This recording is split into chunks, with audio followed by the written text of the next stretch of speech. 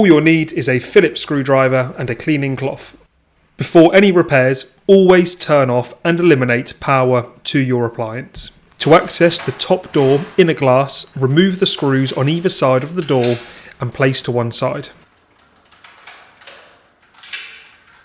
Then remove the top trim. The fixing bracket on either side may fall out of the trim, but don't worry, we'll show you how these go back on in a second. Carefully remove the existing inner glass from the top door. A warning, the door may begin to close due to the weight reduction. The glass has two sides, one with a matte finish and one with a glossy finish. The glossy side is the side that needs to face into the oven when the door is shut. Gently slide the new glass in and give it a wipe with a cloth to get rid of any fingerprints. Then attach the rubber seal to the top of the new inner glass.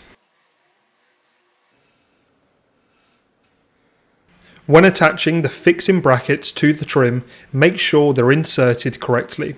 Here, the hole that goes into the plastic trim doesn't have any thread and is flat.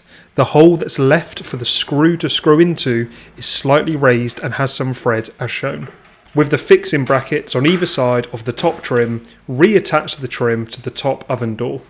Then rescrew the screw on either side of the top oven door.